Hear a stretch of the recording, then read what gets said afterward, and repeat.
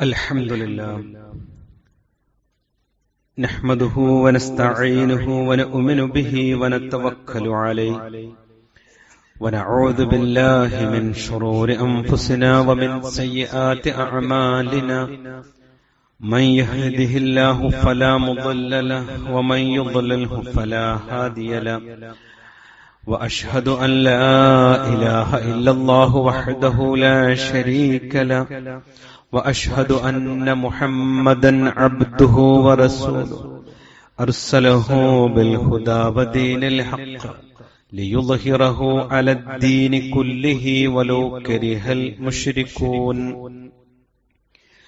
اللهم صل على محمد وعلى آل محمد كما صليت على إبراهيم وعلى آل إبراهيم إنك حميد مجيد اللهم بارك على محمد وعلى آل محمد كما باركت على إبراهيم وعلى آل إبراهيم إنك حميد مجيد أما بعد فإن خير الكلام كلام الله وخير الهدي هدي محمد صلى الله عليه وسلم وشر الأمور محدثاتها وكل محدثة بدعة أعوذ بالله من الشيطان الرجيم بسم الله الرحمن الرحيم يا أيها الذين آمنوا اتقوا الله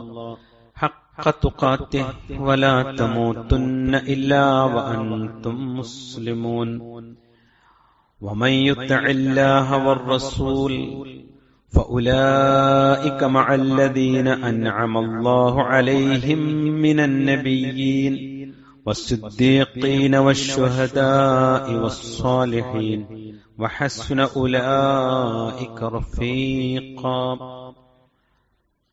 ബഹുമാന്യരായ സത്യവിശ്വാസി വിശ്വാസിനികളെ, അള്ളാഹുവിന്റെ കൽപ്പനകളും നിർദ്ദേശങ്ങളും ജീവിതത്തിന്റെ വെളിച്ചമായി സ്വീകരിച്ച് മുഅ്മിനീങ്ങളായി ജീവിക്കണേ എന്ന് സ്വന്തത്തോട് തന്നെയും ഓരോരുത്തരോടും പ്രത്യേകമായി ഓർമ്മപ്പെടുത്തുകയാണ്, വസിയ്യത്ത് ചെയ്യുകയാണ്. വിശ്വാസം എന്നുള്ളതും ഒരു വിശ്വാസിയുടെ ജീവിതം എന്നുള്ളതും വിജയത്തിനാണ്, പരലോക വിജയത്തിനാണ് എന്ന് പലരും മറന്നു പോകുന്നു എന്നതാണ് ഇന്നിന്റെ കാലത്തിന്റെ പ്രത്യേകതകളിൽ ഒന്ന്. ഭൗതികമായ നേട്ടങ്ങൾക്ക് വേണ്ടി മതത്തെ ദുരുപയോഗം ചെയ്യുന്നവർ സമുദായത്തിൽ വളർന്നു വരുന്നു എന്നത് ഏറ്റവും വലിയ ഒരു ദുരവസ്ഥ തന്നെയാണ്. പ്രവാചകൻ മുഹമ്മദ് മുസ്തഫ റസൂൽ കരീം സല്ലല്ലാഹു അലൈഹി വസല്ലമയുടെ തിരുശേഷിപ്പുകൾ മഹത്വമേറിയതാണ് എന്ന് ആർക്കാണ് സംശയമുള്ളത്? ആർക്കും സംശയമില്ല. പക്ഷേ ഇന്ന് നിലവിൽ അവ ഇല്ല എന്ന സത്യവും എല്ലാവർക്കും അറിയാം. പക്ഷേ കേരളത്തിൽ പ്രവാചക കേശം വളർന്നുകൊണ്ടേയിരിക്കും. ആഘോഷങ്ങൾ ഒക്കെ ഇന്ന് ബിസിനസിന്റെ ഭാഗമായി മാറിയിട്ടുണ്ട്. അത് ഇസ്ലാമിന്റെ പ്രവാചകന്റെ പേരിലാണെങ്കിലും മറ്റ് എന്തിന്റെ പേരിലാണെങ്കിലും ഇതെല്ലാം ഇന്ന് തന്റെ താല്പര്യങ്ങൾക്ക് വേണ്ടി മാത്രം ആക്കി മാറ്റുന്ന ഒരു സാഹചര്യം ഉണ്ട് എന്ന് നമ്മളെല്ലാവരും സമ്മതിക്കുന്ന ഒരു വിഷയമാണ്. സഹോദരങ്ങളെ, ഇവിടെ നമ്മൾ അറിയേണ്ടുന്ന ചില ദീനിയായ വശങ്ങളുണ്ട്. അത് ഒരൊറ്റ ഹെഡിങ്ങിൽ നമുക്ക് സംക്ഷിപ്തമായി പറയാൻ പറ്റും. ഇസ്ലാമിൽ ഒരു കാര്യം എപ്പോഴാണ് പുണ്യമുള്ള കർമ്മമായി മാറുക? ഇത് വിശ്വാസത്തെ സ്വീകരിക്കുന്ന, നാളെ പരലോകത്ത് വിചാരണയുണ്ട് എന്ന് വിശ്വസിക്കുന്ന ഏതൊരു മുസ്ലിമും വളരെ ഗൗരവത്തോടു കൂടി പഠിക്കേണ്ടുന്ന ഒരു കാലഘട്ടമാണ് ഇന്ന്. നല്ലതാണ് എന്ന് നാം തീരുമാനിച്ചാൽ പോരാ എന്നതാണ് ഇസ്ലാം പഠിപ്പിക്കുന്നത്. മറിച്ച് താൻ ചെയ്യുന്നത് മതപരമായ ഒരു കാര്യമാണ് എങ്കിൽ അത് പ്രമാണങ്ങളിൽ സ്ഥിരപ്പെട്ട് പ്രവാചകൻ സല്ലല്ലാഹു അലൈഹി വസല്ലമയുടെ ചര്യ ഉള്ള ഒരു കാര്യമായിരിക്കണം. റസൂലുള്ളാഹി സല്ലല്ലാഹു അലൈഹി വസല്ലമ പഠിപ്പിച്ച വളരെ പ്രസിദ്ധമായ ഒരു ഹദീസുണ്ട്, തറക്തു ഫീക്കും അംറൈൻ. സഹാബത്തെ, ഞാൻ നിങ്ങൾക്കിടയിൽ 2 കാര്യങ്ങൾ ഉപേക്ഷിച്ചുകൊണ്ടാണ് മരണപ്പെട്ടു പോകുന്നത്. ലൻ തളില്ലു മാ തമസ്സക്തും ബിഹിമ. അവ രണ്ടിലും നിങ്ങൾ മുറുകെ പിടിച്ച് ജീവിക്കുകയാണ് എങ്കിൽ ലൻ തളില്ലു, നിങ്ങൾ വഴികേടിലാവുകയേ ഇല്ല. എന്നിട്ട് റസൂലുള്ള അവ രണ്ടും എന്തെന്ന് പറഞ്ഞു? ഒന്ന് കിതാബല്ലാഹ്, ഒന്ന് അല്ലാഹുവിന്റെ വേദഗ്രന്ഥം വിശുദ്ധ ഖുർആൻ. 2 വസുന്നത്ത് നബി, പ്രവാചകൻ മുഹമ്മദ് മുസ്തഫ റസൂൽ കരീം സല്ലല്ലാഹു അലൈഹി വസല്ലമയുടെ തിരു സുന്നത്ത്. ഇത് രണ്ടുമാണ് ഒരു വിശ്വാസിക്ക് പ്രമാണമായി സ്വീകരിക്കേണ്ടത്. അതാണ് പ്രമാണമായി സ്വീകരിച്ച് ജീവിക്കേണ്ടത് എന്ന് റസൂലുള്ളാഹി സ്വല്ലല്ലാഹു അലൈഹി വസല്ലം പഠിപ്പിക്കുന്നത്. അപ്പൊ സുന്നത്ത് എന്ന് പറയുമ്പോൾ എന്താണ് അതിന്റെ ഒരു വിവക്ഷ, ഒരു വിശദീകരണം? ഇബ്നു ഹജർ അസ്ഖലാനി റഹ്മഹുല്ലാഹ് ഇങ്ങനെ നമ്മെ ഓർമ്മപ്പെടുത്തിയിട്ടുണ്ട്. മാ ജാഅ അനിൻ നബി സ്വല്ലല്ലാഹു അലൈഹി വസല്ലം, പ്രവാചകൻ സല്ലല്ലാഹു അലൈഹി വസല്ലമയിൽ നിന്ന് ലഭിച്ചതാണ് അക്കാര്യങ്ങൾ. എന്തിൽ നിന്നൊക്കെ? മിൻ അഖ്വാലിഹി, പ്രവാചകന്റെ വാക്കുകളിലൂടെ, വ അഫ്ആലിഹി, പ്രവാചകന്റെ പ്രവർത്തനങ്ങളിലൂടെ, വ തഖ്രീരിഹി, പ്രവാചകന്റെ അംഗീകാരങ്ങളിലൂടെ, വമാ ഹമ്മ ബിഫ്ഇലി. റസൂലുള്ളാഹി സ്വല്ലല്ലാഹു അലൈഹി വസല്ലമ ഇങ്ങനെ പഠിപ്പിച്ച ഒരു കാര്യത്തെക്കുറിച്ചാണ് നമ്മൾ അറിയേണ്ടത്. നോക്കൂ നിങ്ങൾ, ഈ തഖ്രീർ എന്ന് പറഞ്ഞൊരു കാര്യമുണ്ടല്ലോ, അംഗീകരിച്ചു തന്നു. എന്താണ് അതുകൊണ്ട് ഉദ്ദേശിക്കുന്നത്? റസൂലുള്ളാഹി സ്വല്ലല്ലാഹു അലൈഹി വസല്ലമയുടെ മുന്നിൽ വെച്ച് സഹാബത്ത് ചെയ്യുന്ന ഒരു കാര്യത്തെ അംഗീകരിച്ചു കൊടുക്കലാണ്. അതും പ്രവാചകന്റെ തിരുസുന്നത്തിൽപ്പെട്ടതാണ്. അവസാനം പറഞ്ഞ വമാ ഹമ്മ ബിഫഇലിഹി, ആ പറഞ്ഞ കാര്യം എന്താണ്? ഉദ്ദേശിച്ച കാര്യവും സുന്നത്തിൽപ്പെടും. പ്രവാചകൻ സല്ലല്ലാഹു അലൈഹി വസല്ലമ ആഗ്രഹിച്ച ഒരു കാര്യം അത് സഹാബത്തിനോട് പറഞ്ഞിട്ടുണ്ടെങ്കിൽ അതും സുന്നത്തിന്റെ കാര്യത്തിൽപ്പെടും. അതിന് പണ്ഡിതന്മാരൊക്കെ തെളിവായി ഉദ്ധരിക്കുന്ന ഒരു കാര്യം മുഹറം 9 നോമ്പാണ്. റസൂലുള്ളാഹി പറയുന്നുണ്ട്, ഞാൻ അന്ന് ജീവിച്ചിരിക്കുകയാണ് എങ്കിൽ തീർച്ചയായും അന്ന് ഞാൻ ജീവിച്ചിരിക്കുകയാണ് എങ്കിൽ ഞാനും ആ നോമ്പ് അനുഷ്ഠിക്കും എന്ന് റസൂലുള്ളാഹി സ്വല്ലല്ലാഹു അലൈഹി വസല്ലം പറയുന്നുണ്ട്. ഞാൻ ഇത്രയും സഹോദരങ്ങളെ സൂചിപ്പിച്ചത് ഇതാണ് മതത്തിലുള്ള കാര്യം. പ്രവാചകന്റെ വാക്ക്, പ്രവാചകന്റെ പ്രവൃത്തി, പ്രവാചകൻ അംഗീകരിച്ച കാര്യം, പ്രവാചകൻ സല്ലല്ലാഹു അലൈഹി വസല്ലമ ഉദ്ദേശിച്ച് പ്രവർത്തിക്കണമെന്ന് ആഗ്രഹിച്ച്, ഇതിനൊക്കെയാണ് സുന്നത്ത് എന്ന് പറയുന്നത്. ഇതിൽ പെടാത്ത ഒരു കാര്യത്തെ മതപരമായ വിശ്വാസത്തിന്റെ ഭാഗമായി നമ്മൾ കൊണ്ടുവരുമ്പോൾ വളരെ ശ്രദ്ധയോടുകൂടിയാണ് ആ കാര്യത്തെ നോക്കിക്കാണേണ്ടത്. റസൂലുള്ളാഹി പറഞ്ഞിട്ടുണ്ട്, മതത്തിലേക്ക് കടന്നു വരുന്ന പുതിയ കാര്യങ്ങളൊക്കെ ബിദ്അത്തുകളാണ് എന്ന്. എന്താണ് ബിദ്അത്ത്? മതകാര്യങ്ങളിൽ നബി സല്ലല്ലാഹു അലൈഹി വസല്ലമ പഠിപ്പിക്കാത്ത നവീന ചര്യകൾക്കാണ് ബിദ്അത്ത് എന്ന് മലയാളത്തിൽ പറയുന്നത്. ആ ബിദ്അത്തുകളൊക്കെ പണ്ഡിതന്മാർ വളരെ കൃത്യമായി വിശദീകരിച്ചിട്ടുണ്ട്. വൽ ബിദ്അ, എന്താണ് ബിദ്അത്ത്? അൽ ഹദസു ഫിദ്ദീൻ ബഅദൽ ഇക്മാൽ, മതം പൂർത്തിയായതിനു ശേഷം അതിലേക്ക് മതപരമായി പുതിയ കാര്യത്തെ കൊണ്ടുവരുന്നതിനാണ് ബിദ്അത്ത് എന്ന് പറയുക. അങ്ങനെ പറയാൻ എന്താണ് തെളിവ്? റസൂലുള്ളാഹി സ്വല്ലല്ലാഹു അലൈഹി വസല്ലമ മരണപ്പെടുന്നതിനു മുൻപ് ആ മരണത്തോടു കൂടി അള്ളാഹുവിന്റെ ദീനുൽ ഇസ്ലാം പൂർത്തിയായിട്ടുണ്ട്. വിശുദ്ധ ഖുർആനിലെ വചനം അൽ യൗം അക്മൽതു ലക്കും ദീനക്കും വഅത്മംതു അലൈക്കും നിഅമതി വറളീതു ലക്കുമുൽ ഇസ്ലാമ ദീന. അൽ യൗം ഇന്ന്, അക്മൽതു ലക്കും ദീനക്കും നിങ്ങളുടെ മതം പൂർത്തിയാക്കി തന്നിരിക്കുന്നു. റഹ്മാനായ റബ്ബാണ് പറയുന്നത്, മതം പൂർത്തിയായി. വഅത്മംതു അലൈക്കും നിഅമതി, എന്റെ അനുഗ്രഹങ്ങൾ നിങ്ങൾക്ക് നിറവേറ്റി തരികയും ചെയ്യപ്പെട്ടിരിക്കുന്നു, നിഅമത്തും ലഭിച്ചിരിക്കുന്നു. എന്നിട്ടോ വറളീതു ലക്കും, നിങ്ങൾക്ക് അല്ലാഹു സുബ്ഹാനഹു വ തആല തൃപ്തിയോടുകൂടി പൂർത്തീകരിച്ചു തന്നിരിക്കുന്നു അൽ ഇസ്ലാം, ഇസ്ലാമിനെ ദീന, മതമായി.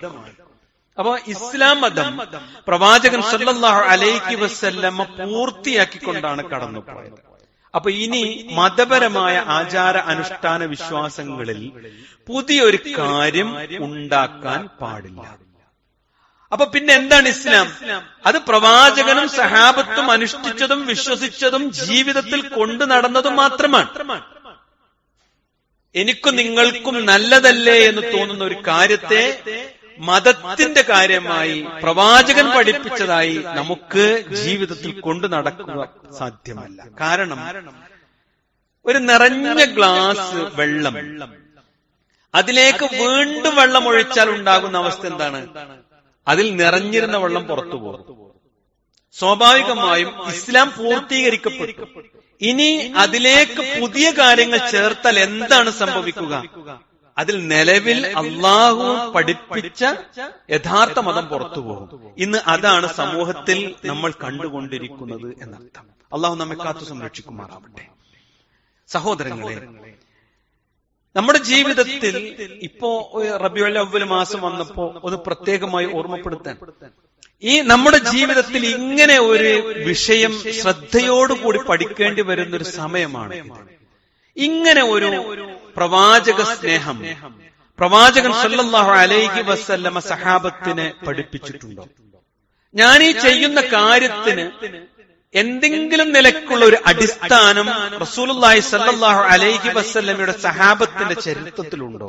അല്ലെ, റസൂലുള്ള മരിക്കുന്നതിന് മുൻപ് സഹാബത്ത് പ്രവാചകനെ കുറിച്ച് അറിഞ്ഞിട്ടുണ്ട്. പ്രവാചകൻ സല്ലല്ലാഹു അലൈഹി വസല്ലമ മരിച്ചതിന് ശേഷവും പ്രവാചകൻ ഇല്ലാത്ത കാലഘട്ടത്തിലും സഹാബത്ത് ജീവിച്ച് കടന്നുപോയിട്ടുണ്ട്. അവർ ആരെങ്കിലും മതത്തിന്റെ പേരിൽ ഇത്തരം ആഘോഷങ്ങളോ അനുഷ്ഠാനങ്ങളോ കൊണ്ടുവന്നിട്ടുണ്ടോ? പ്രവാചകൻ ജനിച്ചതിനെ കുറിച്ച് റബീഉൽ അവ്വൽ മാസം 10 എന്ന് ഉറപ്പിച്ചു പറയുന്നതിനേക്കാൾ പ്രവാചകന്റെ മരണം റബീഉൽ അവ്വൽ 12 എന്ന് ഉറപ്പിച്ചു പറയാൻ നമുക്ക് പറ്റും. റസൂലുള്ളാഹി സ്വല്ലല്ലാഹു അലൈഹി വസല്ലമ ജനിച്ച ദിവസം തിങ്കളാഴ്ചയാണ്. ആ ദിനത്തിൽ നോമ്പനുഷ്ഠിക്കൽ സുന്നത്താണ് എന്ന് റസൂലുള്ളാഹി സ്വല്ലല്ലാഹു അലൈഹി വസല്ലമ പഠിപ്പിച്ചതും തിരു ഹദീസുകളിൽ നമുക്ക് കാണുവാൻ പറ്റും. ഇതല്ലാത്ത സമൂഹത്തിൽ കാണുന്ന കാര്യങ്ങൾ മതത്തിന്റെ പേരിലാകുമ്പോൾ ഇതിനെ ബിദ്അത്ത് എന്നാണ് നമ്മൾ മനസ്സിലാക്കേണ്ടത്. ഇത് വാശിയുടെ വർത്തമാനമല്ല. പരിശുദ്ധ ദീനുൽ ഇസ്ലാം ജീവിതത്തിന്റെ വെളിച്ചമാണ് എന്ന് വിശ്വസിക്കുന്നവർ താൻ അനുഷ്ഠിക്കുന്ന കാര്യങ്ങൾ എപ്പോഴാണ് പുണ്യപൂർണമാവുക എന്ന് പഠിക്കുവാൻ വേണ്ടിയാണ്. റസൂലുള്ളാഹി സ്വല്ലല്ലാഹു അലൈഹി വസല്ലം പറഞ്ഞു, മൻ അഹ്ദസ ഫീ അംരിനാ ഹാദാ മാ ലൈസ മിൻഹു ഫഹുവ റദ്ദുൻ.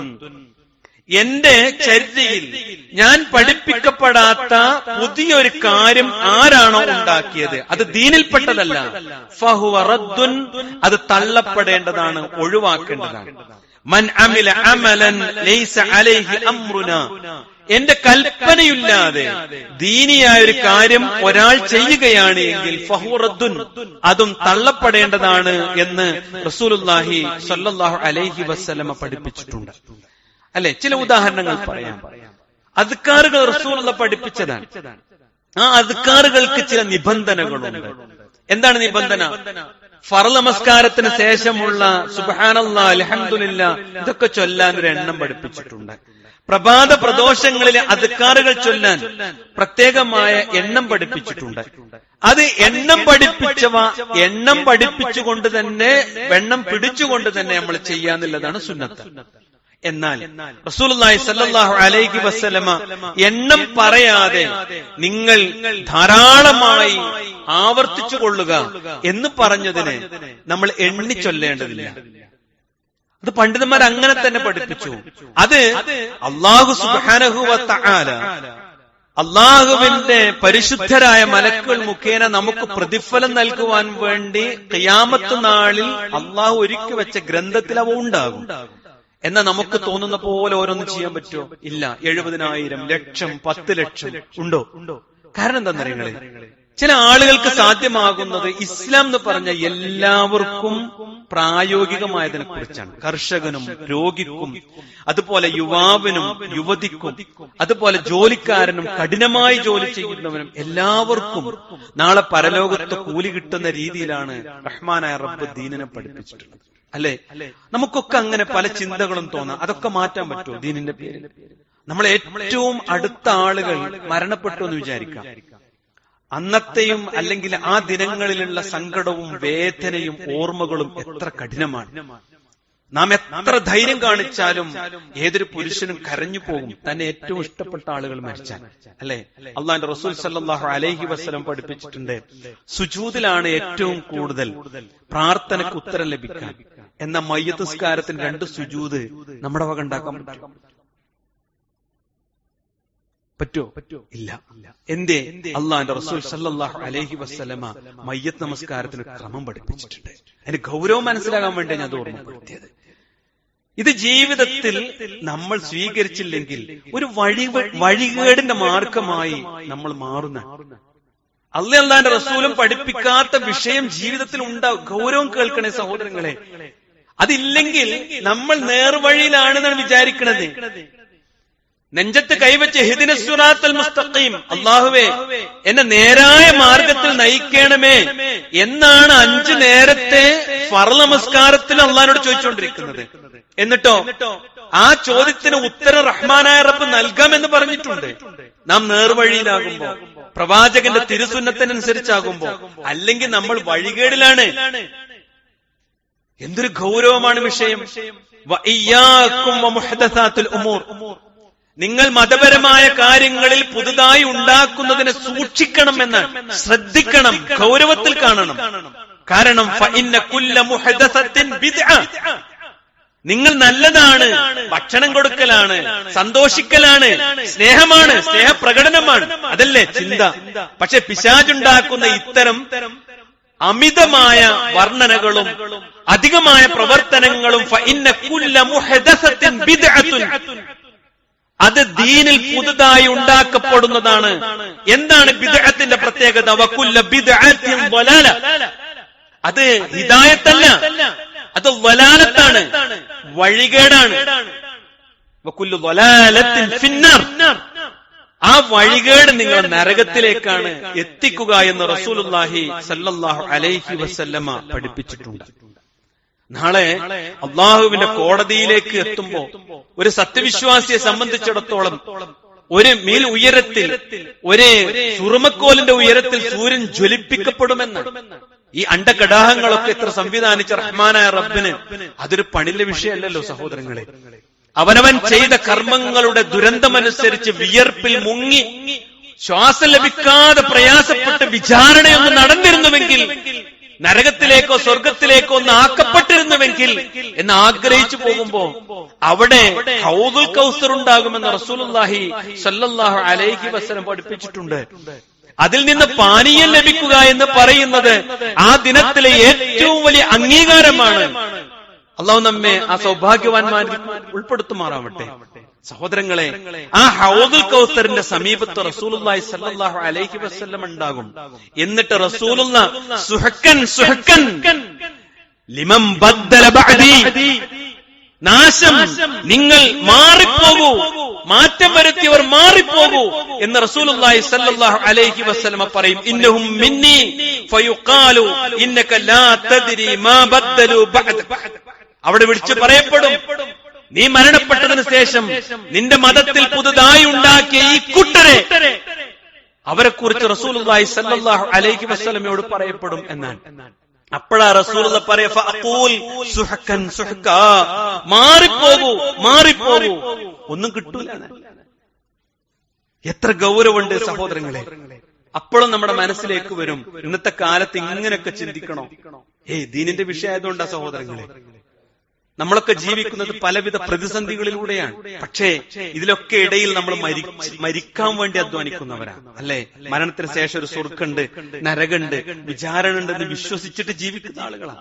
അതുകൊണ്ട് ചെയ്യുന്ന കാര്യങ്ങൾ നന്നായി ശ്രദ്ധിക്കണം. അപ്പോഴും ചില ആളുകൾ ചില ന്യായങ്ങൾ പറയും, നല്ല ബിദ്അത്തല്ലേ, ബിദ്അത്തിൽ നല്ലതുമില്ലേ ചീത്തയില്ലേന്ന്, അല്ലെ?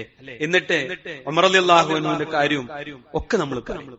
ഇബ്നു ഉമർ റളിയല്ലാഹു അൻഹു പറഞ്ഞു, കുല്ലു ബിദ്അത്തിൻ ളലാല, എല്ലാ ബിദ്അത്തുകളും വഴികേടാണ്. അത് ജനങ്ങളൊക്കെ നല്ലതാണ് എന്ന് കണ്ടാലും, ജനങ്ങളെ കണ്ടിൽ അത് വളരെ ഉഷാറാണെന്ന് തോന്നിയാലും അത് ബിദ്അത്താണ്, അല്ലെ? വിശദമായി പഠിക്കേണ്ട വിഷയ. അപ്പൊ പറയും ഉമർ റളിയല്ലാഹു അൻഹു മക്കത്ത് തറാവിയഹ് നിസ്കാരം ഒന്നിച്ചാക്കിയില്ലേ? റസൂലുള്ളാഹിന്റെ കാലത്തുള്ള ഒരു ചര്യയെ അദ്ദേഹം ഒന്നിച്ച് സഹാബത്തിനെ കൊണ്ട് നമസ്കരിപ്പിച്ചു എന്നതാണ് ചരിത്രം. അടുത്തത് ചോദിക്കും, ഖുർആൻ ക്രോഡീകരണം ഉണ്ടായില്ലേ? റസൂലുള്ളാഹിന്റെ കാലത്തിന് ഖുർആൻ ക്രോഡീകരിക്കപ്പെട്ടിട്ടുണ്ട്, അതൊരു ചട്ടക്കുള്ളിൽ ചേർത്ത് വെച്ചു എന്നതാണ് ചരിത്രം. ഇതൊക്കെ ബിദ്അത്തിനും അതുപോലെയുള്ള ദിനങ്ങൾ നബിദിനങ്ങൾ ആചരിക്കാനും തെളിവായി പറയുന്നത് സഹോദരങ്ങളെ ചിന്തിച്ചു വേണം. എന്തിനാണെന്നറിയോ? ഇതാരെങ്കിലും തോൽപ്പിക്കാനല്ല. നമ്മുടെ ജീവിതത്തിൽ ഈ ചെയ്യുന്ന അമലൊക്കെ ഒന്നുമില്ലാതെ അള്ളാന്റെ കോടതിയിൽ ചെല്ലിനെ കുറിച്ചൊന്ന് ചിന്തിക്കും. 25-30 കൊല്ലായി നമ്മൾക്ക് നിസ്കാരം ചുരുങ്ങിയത് തുടങ്ങിയിട്ട്, അല്ലെ? തണുപ്പും വെയിലും ചൂടും ആരോഗ്യ പ്രശ്നങ്ങളുണ്ടെങ്കിലും ആ 4:30 അലാറം വെച്ച് എഴുന്നേറ്റ്, അല്ലെ, പള്ളിയിലേക്ക് നടന്നും വണ്ടിയിലൊക്കെ പോയി നിസ്കാരം തുടങ്ങിയ കാലായി. ആ നിസ്കാരങ്ങളൊന്നും അള്ളാഹ്ക്ക് വേണ്ടാന്ന് പറയാൻ വേണ്ടിയാണോ അനുഷ്ഠിക്കുന്നത്? ആണോ? ഈ കഴിഞ്ഞ പരിശുദ്ധ റമളാനിൽ എന്തെല്ലാം പ്രതിസന്ധി ഉണ്ടായിട്ട് നോമ്പനുഷ്ഠിച്ചവരാണ് നമ്മൾ. സമ്പത്തിനോട് ഇഷ്ടവും ആഗ്രഹം ഉണ്ടായിട്ട് 2.5% കണക്ക് നോക്കി സക്കാത്ത് കൊടുത്ത് സാധുവിന് സ്വതക്ക കൊടുത്ത് ജീവിച്ചവരാണ്. ഇതൊക്കെ അവിടെ വേണ്ടെന്നല്ല പറഞ്ഞാൽ എന്തായിരിക്കും കഥ? അതുകൊണ്ട് ജീവിതത്തിൽ ചെയ്യുന്നത് നമ്മൾ അല്ലാഹ് സ്വീകരിക്കുന്ന അമലാക്കി മാറ്റാൻ അറിവ് കൊണ്ട് ശ്രമിക്കണം. അത് പ്രവാചകൻ പഠിപ്പിച്ചതുപോലെ തന്നെയാണോ? പ്രവാചകന്റെ അരുമ ശിഷ്യന്മാർ അനുഷ്ഠിച്ചത് തന്നെയാണോ ഞാൻ അനുഷ്ഠിക്കുന്നത് എന്നൊരു പരിശോധന നമ്മുടെ ജീവിതം കൊണ്ട് നമ്മൾ ഉണ്ടാക്കണം. അതിന് അല്ലാഹു തൗഫീഖ് നൽകി അനുഗ്രഹിക്കുമാറാവട്ടെ.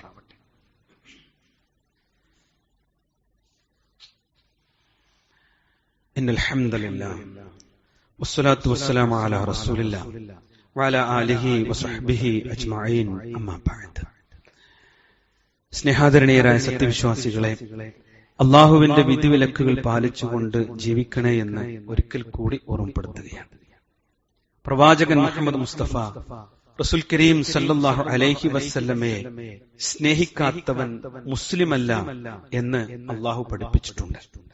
ലാ യുഅ്മിനു അഹദുക്കും, നിങ്ങളിൽ ഒരാളും തന്നെ മുഅ്മിനാവുകയില്ല. ഹത്താ അകൂന അഹബ്ബ ഇലൈഹി, പ്രവാചകൻ മുഹമ്മദ് നബി സല്ലല്ലാഹു അലൈഹി വസല്ലമ ഏറ്റവും പ്രിയപ്പെട്ടവൻ ആകുന്നതുവരെ മിൻ വാലിദിഹി വ വലദിഹി വന്നാസ് അജ്മഈൻ, മാതാപിതാക്കളെക്കാൾ, മക്കളെക്കാൾ, തന്റെ ചുറ്റുമുള്ള സ്നേഹജനങ്ങളെക്കാൾ, മുഴുവൻ ജനങ്ങളെക്കാളും അള്ളാഹുവിന്റെ പ്രവാചകൻ ഏറ്റവും പ്രിയപ്പെട്ടത് ആകുന്നതുവരെ ഒരാൾ മുഅ്മിനാവൂല. നാം ചൊല്ലിയ കെലിമ നാളെ അള്ളാഹുവിന്റെ അടുക്കൽ സ്വീകാര്യമായി തീരണമെങ്കിൽ പ്രവാചകനായിരിക്കണം അള്ളാഹു കഴിഞ്ഞാൽ ഏറ്റവും പ്രിയപ്പെട്ടത് എന്നത് നമ്മൾ അറിയണം. എന്നാൽ അതോടൊപ്പം തന്നെ അതിരുവിടാനും പാടില്ല. അള്ളാഹുവിന്റെ പ്രവാചകൻ വെച്ച അതിരിൽ നിന്നുകൊണ്ടായിരിക്കണം ആ സ്നേഹം. അതിര് വിട്ടാൽ അത് ആരാധനയിൽ എത്തുമെന്ന് റസൂലുള്ളാഹി സ്വല്ലല്ലാഹു അലൈഹി വസല്ലം പഠിപ്പിച്ചിട്ടുണ്ട്. പ്രവാചകൻ സ്വല്ലല്ലാഹു അലൈഹി വസല്ലമ അള്ളാഹുവിനോട് അവസാന കാലഘട്ടങ്ങളിൽ ചോദിക്കുന്ന ഒരു പ്രാർത്ഥനയുണ്ട്. അല്ലാഹുമ്മ ലാ തജ്അൽ ഖബരി വസനൻ യുഅബദ്, അല്ലാഹുവേ, എന്റെ ഖബറിനെ ആരാധിക്കപ്പെടുന്ന ഒരു ബിംബമാക്കി, ആരാധിക്കപ്പെടുന്ന ഒരു സ്ഥലമാക്കി മാറ്റരുതേ അല്ലാഹ് എന്ന് അള്ളാഹുവിനോട് റസൂലുള്ളാഹി സ്വല്ലല്ലാഹു അലൈഹി വസല്ലമ പ്രാർത്ഥിക്കുന്നുണ്ട്. ഈ പ്രാർത്ഥനയുടെ പൊരുളെന്താ? കഴിഞ്ഞ സമുദായങ്ങളിലൊക്കെ സംഭവിച്ചത് എന്റെ സമുദായത്തിലും സംഭവിക്കുമോ എന്ന് റസൂലുള്ളാഹി സ്വല്ലല്ലാഹു അലൈഹി വസല്ലമ ഓർമ്മപ്പെടുത്തിയതാണ്. നോക്കൂ നിങ്ങൾ, നമ്മുടെ നാട്ടിലെ മഖാമുകളൊക്കെ ഉയർന്നു വരുന്നത് ഈ ഒരു അതിരുവിട്ട സ്നേഹത്തിൽ നിന്നാണ്. സ്നേഹം അതിരുവിട്ടപ്പോഴാണ് ദീനിലേക്ക് പുതിയ കാര്യങ്ങൾ കടന്നു വന്നത്. നോക്കൂ നിങ്ങൾ, മഖാമുകളോട് ഇസ്ലാമിന്റെ കാഴ്ചപ്പാട് എന്താ? റസൂലുള്ളാഹി സ്വല്ലല്ലാഹു അലൈഹി വസല്ലമ പറയുന്നതായി ജാബിർ റളിയല്ലാഹു അൻഹു പറയാം, നഹാ റസൂലുള്ളാഹി സ്വല്ലല്ലാഹു അലൈഹി വസല്ലം, പ്രവാചകൻ സല്ലല്ലാഹു അലൈഹി വസല്ലമ വിരോധിച്ചിട്ടുണ്ട് അൻ യുജസ്സുൽ ഖബർ, ഖബർ കുമ്മായമടിക്കുക, പെയിന്റ് അടിക്കുക, ഇത് ചെയ്യുന്നത് അള്ളാന്റെ റസൂൽ വിരോധിച്ചിട്ടുണ്ട്. നഹാന, അള്ളാന്റെ റസൂൽ ഹറാമാക്കി എന്നാണ് അർത്ഥം. ഇന്ന് നാട്ടിൽ എന്തുകൊണ്ടാണ് അത് സംഭവിക്കണേ? സ്നേഹം കൂടിയതാ, അതിര് മാഞ്ഞു പോയതാണ്. അതുമ കയറിയിരിക്കുക, അതുമ എടുപ്പുകൾ പണിയ, ഇതൊക്കെ റസൂലുള്ളാഹി വിരോധിച്ച കാര്യമാണ്. ഇത് സുന്നത്തിലില്ലാത്ത കാര്യം. ഇനി കെട്ടി ഉയർത്തപ്പെടുന്ന ഖബറുകൾ ആരാധിക്കപ്പെടാൻ സാധ്യത ഏറെ ഉള്ളതുകൊണ്ട് ഇസ്ലാമിക ഗവൺമെന്റ് ആണ് എങ്കിൽ അത് നിരപ്പാക്കണമെന്നാണ് ഇസ്ലാമിലെ നിയമം. നോക്കൂ നിങ്ങൾ, അള്ളാന്റെ റസൂൽ സല്ലല്ലാഹു അലൈഹി വസല്ലം പഠിപ്പിച്ച കൽപ്പന പ്രകാരം അലി ഇബ്നു അബീ ത്വാലിബ് റളിയല്ലാഹു അൻഹു ആ കാര്യം ചെയ്യുന്നത് ചരിത്രത്തിൽ കാണാൻ പറ്റും. അതിനർത്ഥമൊക്കെ തട്ടി നിരപ്പാക്കണം എന്നല്ല പറഞ്ഞതിന്റെ ഉദ്ദേശം, ആരും തെറ്റിദ്ധരിക്കണ്ട. ഞാൻ ഇസ്ലാമിന്റെ ഒരു കാര്യം പറഞ്ഞത്, ജീവിതത്തിൽ അള്ളാന്റെ റസൂല് പഠിപ്പിച്ചതാണ് നമ്മൾ ചെയ്യേണ്ടത്. അതൊരു ഗൗരവം മനസ്സിലാകാൻ വേണ്ടിയാണ് ഞാൻ ഇത്രയും ഓർമ്മപ്പെടുത്തിയത്. നോക്കൂ നിങ്ങൾ, ആരാണ് സഹോദരങ്ങളെ സ്വർഗ്ഗം ഇഷ്ടപ്പെടാത്തത്? എന്താണ് അതിന് ചെയ്യേണ്ടത്? വമൻ യുത്തിഇല്ലാഹ വറസൂൽ. എത്ര സുന്ദരമാണ് ആ ആയത്ത്. അതൊന്നങ്ങളുടെ ജീവിതത്തിൽ പാലിച്ചാൽ ലഭിക്കുന്നതാണ് സ്വർഗം. വമൻ യുത്തിഇല്ലാ, ആരാണോ അള്ളാഹുവിനെ ഇത്താഅത്ത് ചെയ്തത്, അള്ളാന്റെ കൽപ്പനകൾ അനുസരിച്ചത്, ചേർത്ത് അല്ലാഹ് പറഞ്ഞെന്താ? വറസൂൽ, ഞാൻ നിങ്ങളിലേക്ക് പറഞ്ഞയച്ചു തന്ന എന്റെ റസൂലിനെയും. അങ്ങനെ നിങ്ങൾ ജീവിച്ചാൽ ഫഉലൈക, അക്കൂട്ടർ, മഅല്ലദീന അൻഅമല്ലാഹു അലൈഹിം, അവരെ അള്ളാഹു അനുഗ്രഹിച്ചവരായ ആളുകളുടെ കൂട്ടത്തിൽ ഉൾപ്പെടുത്തുന്ന. അള്ളാഹ് ആരെയാണ് അനുഗ്രഹിച്ചത്? മിനൻ നബിയ്യീൻ, അള്ളാന്റെ നബിമാർ, വസുദ്ദീഖീൻ, ആ സച്ചരിതരായ ആളുകൾ, വസ്സുഹദാ, രക്തസാക്ഷികൾ, വസ്സാലിഹീൻ, സച്ചരിതരായ ആളുകൾ, സുദ്ദീഖീങ്ങൾ, ശുഹദാക്കൾ, നബിമാർ, സ്വാലിഹീങ്ങൾ, ഇവരുടെ കൂടെയാണ്. എന്നിട്ട് റഹ്മാനായ റബ്ബ് പറഞ്ഞു, നാളെ പരലോകത്തൊരു മനുഷ്യന് കിട്ടാവുന്ന ഏറ്റവും വലിയ സൗഭാഗ്യം വഹസുന ഉലൈക റഫീഖ, ഈ കൂട്ടരെ കിട്ടിയാൽ എത്ര നല്ല കൂട്ടുകാരെയാണ് ഇവർക്ക് ലഭിച്ചിട്ടുള്ളത്. വഹസുന ഉലൈക റഫീഖ, ഇവർ എത്ര നല്ല കൂട്ടുകാരാണ്. ഈ കൂട്ടുകാരെ കിട്ടാനാണ് സഹോദരങ്ങളെ നമ്മൾ ജീവിക്കണം. അതിനു വേണ്ടി നമ്മൾ ഇസ്ലാമിനെ പുൽകുകയും ഇസ്ലാമാണ് സത്യമെന്ന് മനസ്സിലാക്കി വിശുദ്ധ ഖുർആനിന്റെ അനുയായികളായി ജീവിക്കുകയും ചെയ്യുമ്പോൾ അത് ചെയ്യുന്നത് ശരിയാണോ തെറ്റാണോ എന്ന് ശരിയാവണ്ണം പരിശോധിക്കണം. കാരണം ഇവിടെ പിശാച് സജീവമാണ്. നമ്മുടെ ഒരു പകൽ എങ്ങനെ നശിപ്പിക്കാം എന്നതാണ് പിശാച് നോക്കുന്നത്. നമ്മുടെ വിശ്വാസത്തെ എങ്ങനെ തകർത്തെറിയാം എന്നാണ് പിശാച് നോക്കുന്നത്. നമ്മുടെ സ്വഭാവത്തിലൊരു വൈകല്യം എങ്ങനെ ഉണ്ടാക്കാം എന്നാണ് പിശാച് ശ്രമിച്ചുകൊണ്ടിരിക്കുന്നത്. നമ്മുടെ സമ്പത്തിലൊരു ഹറാമിനെ എങ്ങനെ കലർത്താം എന്നതിനെ കുറിച്ചാണ് പിശാച് പ്ലാൻ ചെയ്തുകൊണ്ടിരിക്കുന്നത്. അതെ, അവന്റെ ടാർഗറ്റ് നമ്മളാണ്. കാരണം അള്ളാഹുവും പ്രവാചകനും പഠിപ്പിച്ചതുപോലെ ജീവിക്കാൻ ആഗ്രഹിക്കുന്ന നമ്മെ നരകത്തിലേക്കാണ് എത്തിക്കാൻ അവൻ ആഗ്രഹിക്കുന്നത്. അള്ളാഹു നമ്മെ എത്തിക്കാൻ സ്വർഗമാണ് കാത്തുവെച്ചിട്ടുള്ളത്. ഇതിൽ ഏത് ലഭിക്കുമെന്ന്, ഞാൻ ഏതിന്റെ അവകാശിയാകുമെന്ന് ഓരോ സെക്കൻഡിലും നമ്മൾ ചിന്തിക്കുകയും മനസ്സിലാക്കുകയും ചെയ്യണം. ദീനിനെ ദീനായി കണ്ട് അതിന്റെ കൽപ്പനകൾ ശരിയാവണ്ണം ഉൾക്കൊണ്ട് ജീവിക്കാൻ നമ്മൾ പരിശ്രമിച്ചെങ്കിലേ അതിന് സാധ്യമാകൂ. അതിനെ പഠിക്കാനും അറിയാനും കേൾക്കാനും ഒക്കെയുള്ള മനസ്സ് നമുക്കുണ്ടാവണം. സാഹചര്യങ്ങൾക്കനുസരിച്ച് മാറി ഒഴുക്കിനനുസരിച്ച് പോകുന്ന ആളുകളാണ് എങ്കിൽ ആ ഒഴുക്കങ്ങനെ പോയി എല്ലാവരും എത്തുന്ന നരകത്തിലേക്കാണ് നമ്മളും എത്തുക. മറിച്ച് ആ ഇസ്ലാമാകുന്ന ആ ഒഴുക്കിനെതിരെയുള്ള ആ കപ്പലിൽ കയറി യഥാർത്ഥ ജീവിതം നയിച്ച് റഹ്മാനായ റബ്ബിന്റെ കോടതിയിലേക്ക് സന്തോഷത്തോടുകൂടി മടങ്ങാൻ സാധിച്ചാൽ അതാണ് ജീവിതത്തിന്റെ വിജയം. നാം വിജയിക്കുമോ എന്ന് 1000 തവണ മനസ്സിനോട് ചോദിക്കുക. അല്ലാഹു സുബ്ഹാനഹു വ തആല നമ്മെ അനുഗ്രഹിക്കുമാറാവട്ടെ. ദീനിനെ കുറിച്ച് മനസ്സിലാക്കാനും ഇസ്ലാമും ബിദ്അത്തും വേർതിരിച്ച് മനസ്സിലാക്കാനും ഇസ്ലാമിനെ പൂർണ്ണമായി ജീവിതത്തിൽ ഉൾക്കൊള്ളുവാനും അല്ലാഹു തൗഫീഖ് നൽകി അനുഗ്രഹിക്കുമാറാവട്ടെ. നമ്മുടെ ജീവിതത്തിലെ സകല തെറ്റുകുറ്റങ്ങളും അല്ലാഹു മാപ്പ് നൽകി ജന്നാത്തുൽ ഫിർദൗസിൽ ഒരുമിച്ച് കൂട്ടുമാറാവട്ടെ. കഠിനമായ രോഗങ്ങൾ കൊണ്ട് പ്രയാസപ്പെടുന്ന ധാരാളം സഹോദരി സഹോദരന്മാരുണ്ട്. പലരും പ്രാർത്ഥന കൊണ്ട് വസിയ്യത്ത് ചെയ്തവരുണ്ട്. റഹ്മാനായ റബ്ബ് എല്ലാവരുടെയും രോഗങ്ങൾ ശിഫ നൽകി അനുഗ്രഹിക്കുമാറാവട്ടെ. അത് മുഖേന അവരുടെ പാപങ്ങൾ വിട്ടുപൊറുക്കപ്പെടുകയും ജന്നാത്തുൽ ഫിർദൗസിൽ പ്രവേശിക്കുവാനുള്ള ഭാഗ്യം അവർക്ക് ലഭിക്കുകയും ചെയ്യുമാറാവട്ടെ. മരണപ്പെട്ടു പോയ നമ്മുടെ മാതാപിതാക്കൾ, അവർക്ക് അല്ലാഹു മഗ്ഫിറത്തും മർഹമത്തും നൽകി അനുഗ്രഹിക്കുമാറാവട്ടെ. നമ്മുടെ മനസ്സിൽ യഥാർത്ഥ ഇസ്ലാം സമ്പൂർണ്ണമായി ലഭിക്കുന്നവരിൽ അല്ലാഹു നമ്മെ ഉൾപ്പെടുത്തുമാറാവട്ടെ. നമ്മുടെ മക്കൾക്ക്, ഭാര്യസന്താനങ്ങൾക്ക്, ഭർത്താക്കന്മാർക്ക് അല്ലാഹു ഹിദായത്ത് നൽകി അനുഗ്രഹിക്കുമാറാവട്ടെ. അല്ലാഹുമ്മ ഗ്ഫിർ ലിൽ മുഅ്മിനീന വൽ മുഅ്മിനാത്ത് വൽ മുസ്ലിമീന വൽ മുസ്ലിമാത്ത് വൽ അഹ്യാഇ മിൻഹും വൽ അംവാത് ഇന്നക മുജീബുദ് ദഅവാതി യാ ഖാദിൽ ഹാജാത്ത്. അല്ലാഹുമ്മ അജ്ർനാ മിനൻ നാർ, അല്ലാഹുമ്മ അജ്ർനാ മിനൻ നാർ, അല്ലാഹുമ്മ അജ്ർനാ മിനൻ നാർ. റബ്ബനാ ആതിനാ ഫിദ് ദുനിയ ഹസന വഫിൽ ആഖിറതി ഹസന വഖിനാ അദാബൻ നാർ. ആമീൻ ആമീൻ ബിറഹ്മതിക യാ അർഹമർ റഹീമീൻ വൽഹംദുലില്ലാഹി റബ്ബിൽ ആലമീൻ.